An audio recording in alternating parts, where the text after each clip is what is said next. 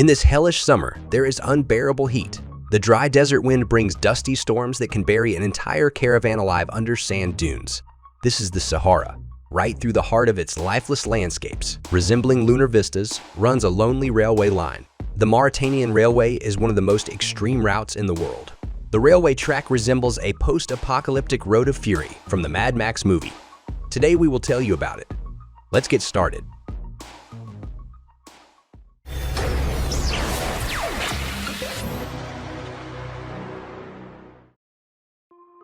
Mauritania is an Islamic developing country with a low standard of living located in West Africa.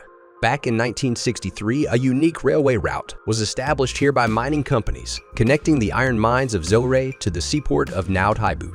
The entire railway system in Mauritania consists of a single narrow-gauge railway running through the Sahara.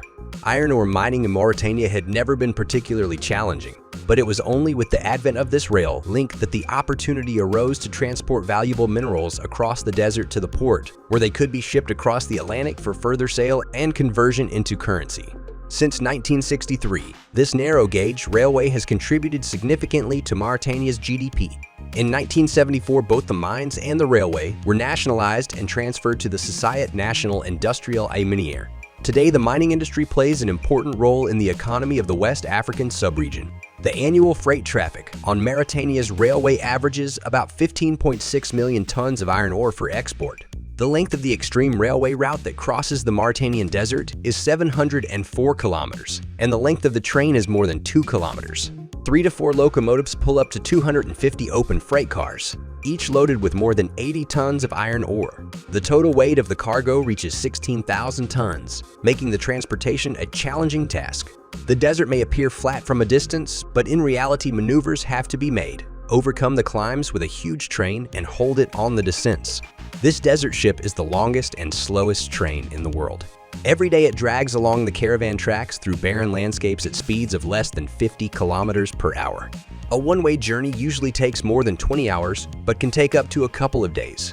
This train serves as the backbone of Mauritania's economy, laying the foundation for the country's development and stability. Additionally, it delivers water tanks to Mauritanian villages, where water is as precious as gold in the harsh regional conditions. Some of these poor settlements owe their existence to the train. Bedouins used to travel to the railway from isolated villages and then resettled closer to the supply of provisions. Some now live along the tracks in barracks and work in railway maintenance. For monitoring and maintaining the tracks, a specialized wired system is used, but due to constant sandstorms, it cannot function without human intervention. Sensors get covered in dust and sand, so the local track walkers have the simple yet important task of clearing the debris from the beacons. The tradition of watching over the train to receive a piece of bread for free still persists here. The driver's assistant throws bread out of the window to the oncoming Bedouins. No one remembers when this custom appeared or who came up with it, but for the desert's indigenous people, it is sometimes the only way to obtain real bread. A ride on the Mauritanian train is a real adventure. Let's take a trip through the vast desert and explore the familiar route for Mauritanians to understand the social and economic mission of this ghost train. The entire train consists of open freight cars carrying iron ore. At the end of the train, for more affluent travelers, there are 1 to 2 dilapidated wagons without electricity, which resemble passenger cars only with roofs. Here, right on the floor, they sleep, eat, and boil tea on gas cylinders. However, there are very few people willing to travel in cars with such questionable comfort because tickets need to be paid for. Most Bedouins prefer to ride on open freight platforms simply on heaps of iron ore, although this is deadly dangerous and officially prohibited. Traveling in a freight car is free, but you need to prepare in advance for boarding and the battle with other contenders for a place in the dirty wagon. The train departs from the first station early in the morning, but it doesn't follow a strict schedule because it often has long delays at intermediate stations. Those wishing to travel to Nouadhibou sometimes have to wait for several hours or even the entire night. From the moment of arrival at the station, a real storming of the desert ship begins. Without tickets, passengers must quickly load goats and donkeys onto the cars, put baskets with goods for sale in the market, as well as their belongings, wives, and children. After everyone has boarded and settled on a pile of dirty stones, the train slowly departs from the station. During the journey, people sit, lie down, eat on piles of iron ore. Here in the corner of the wagon, they attend to their natural needs. They jump from one wagon to another while the train is in motion. When the train slows down, each wagon collides with the one in front. giving the impression that the train has derailed. Many of those sitting fall forward, and those who were standing or trying to move to the adjacent wagon fall onto the tracks and perish under the wheels. For those who don't want to spend an extra $3 on a ticket, the journey is not particularly comfortable either. Imagine a European train car from the 1970s with no doors, glass windows, seats, cushions, lighting, or even a toilet. Add a layer of dust thickly covering everything.